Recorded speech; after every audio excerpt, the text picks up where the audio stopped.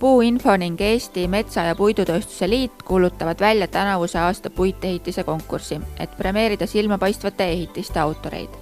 Tööde esitamise tähtaeg on 30. september. Töid võivad esitada nii era- kui juriidilised isikud. Võistlustingimused ja lisainfo leiate Puuinfo kodulehelt www.puuinfo.ee. Konkursi tulemused kuulutatakse välja 8. novembril Eesti Rahvusraamatukogus toimuval arhitektuurikonverentsil Puit, homse elukeskkonna võti. Esitatud töid presenteeritakse Eesti Rahvusraamatukogus toimuval auhinnatseremoonial ja Puuinfo kodulehel. Peapreemia 2000 eurot antakse võitnud ehitise arhitektile.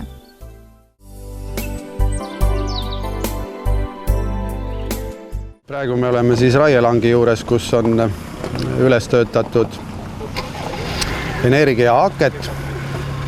Iisaku metsaühistu on ühiselt proovinud turustada metsaomanike materjali, kuna langi pealt kogused on olnud väikesed ja et neid nüüd müüa.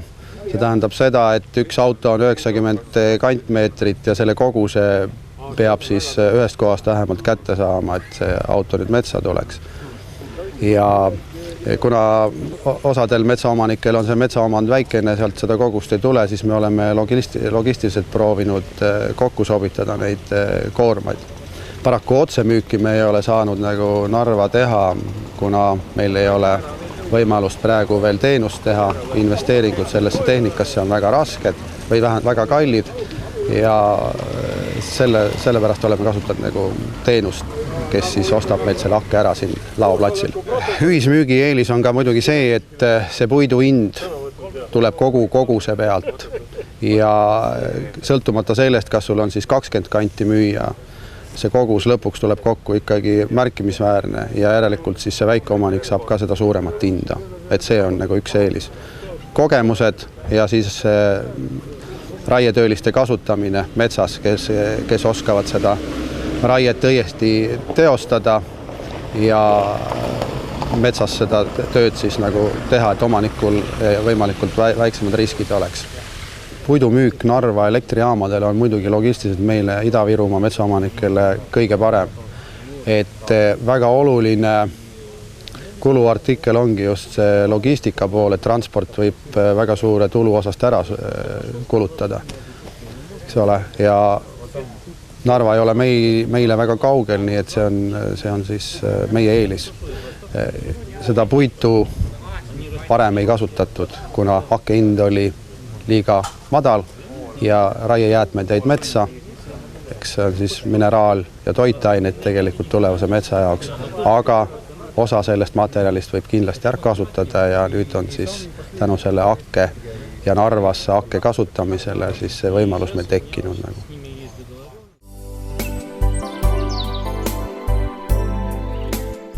Tere, mina olen siis Avinurme soojuse juhataja Aivar Parfojev ja räägiks natukese mõne sõnaga lühidalt hakkel ja saepurul töötavast väikekatlamäest. Et peatuksin sel teemal, et kui keeruline on selle toorainega varustamine. Ma mõtlen hakke ja saepuru hankimine. Viimastel aastatel on see asi läinud lihtsamaks, kuna pakkujaid on turule tulnud hulganisti juurde.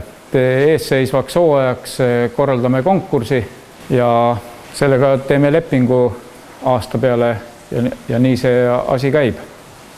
Pakkujaid oli sel aastal 7, võitjaks osutus kohalik firma. Hinnad võrreldes aastaga nüüd tagasi langesid 20%, mis on meile muidugi hea. Et miks hinnakõikumised nii suured on, seda on mõjutanud kas nüüd otseselt või kaudselt suured koostootmisjaamad.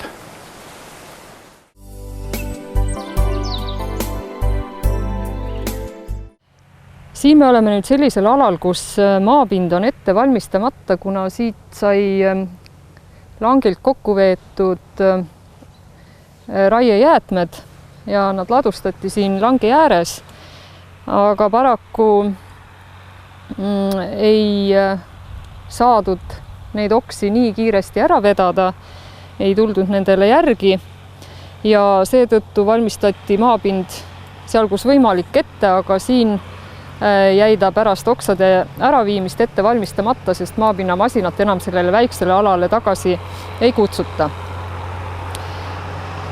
Ja siin on suureks probleemiks siis see,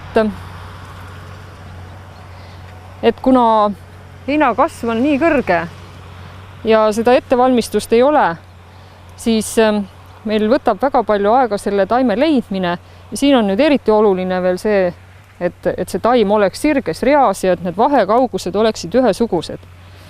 Et siis siit otsides me teame, kus see taim peab olema. Et siit nüüd üks taim on siin.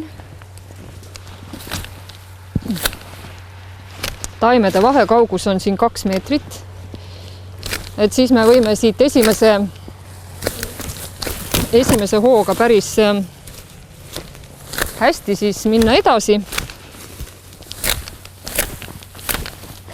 Nii. Ja nüüd me juba peame vaatama, et kus see taim siis on, et umbes 2 meetrit on vahe. Nüüd kääridega on see hea asi, et me saame siis seda natuke laiali lükata, seda rohtu ja teda otsida. Kindlasti peaksid olema kindad käes. Ja leidsime kase siis siit üles järgmise ja siis juba saame selle rohu siit ära võtta. Et nüüd, kui leiame kase siis üles jälle siit, siis võtame siit kõigepealt õrnalt ettevaatlikult kase ümbert ära jälle. Ja siis juba ka natuke kõrgemalt, et hein siia peale ei vajuks.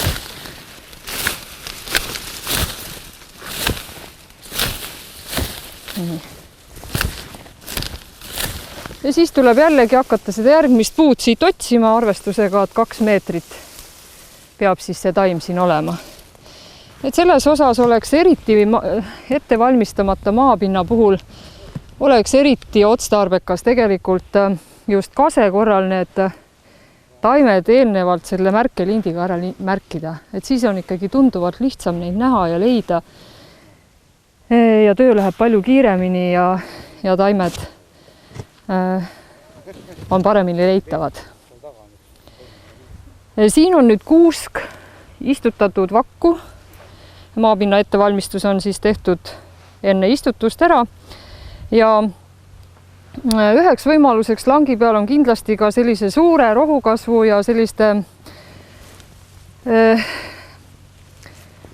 põdrakanepi ja niisuguste suuremate heinade puhul tallamine.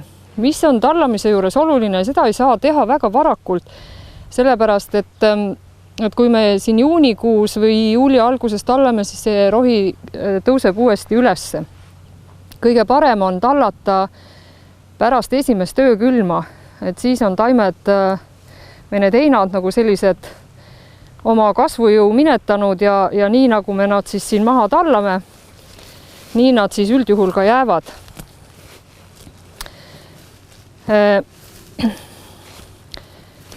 Tallamise eesmärk on see, et see rohi talvel sellele heina või sellele kuusele või taimele enam peale ei vajuks. Et vaarikat üldjuhul nagu tallata eriti hästi ei saa, eks ta natuke ikka jääb, aga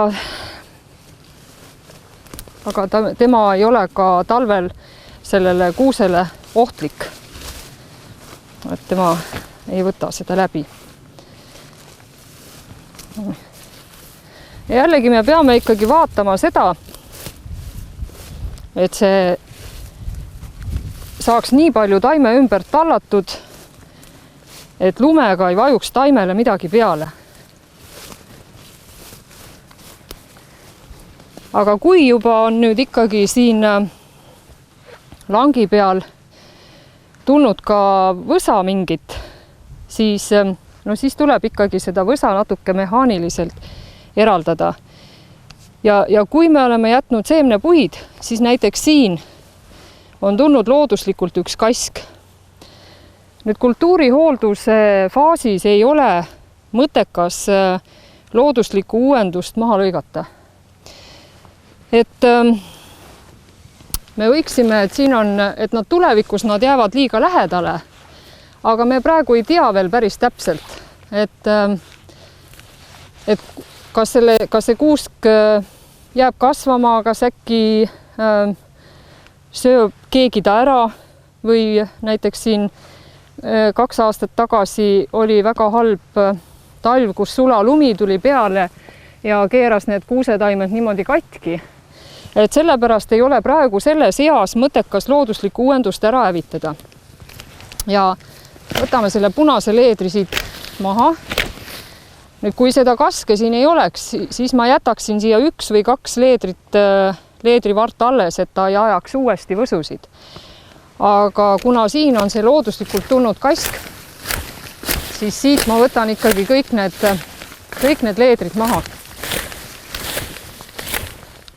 Ja mõne aasta pärast, kui selgub, et kuidas siin siis ikkagi see kuusk ja kask on koos arenenud, no siis juba võib selle kasega maha võtta, aga praegu on see kask selle poolest ka hea, et kui ta läheb siin suuremaks, ta pakub kuusele natuke varju. Ta hakkab pärssima seda heina kasvu, mis siin ümberringi on.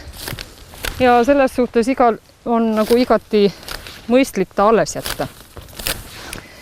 Aga kuuse korral on see hooldus nagu selles suhtes lihtsam, et kuuske on parem leida, ta paistab paremini välja.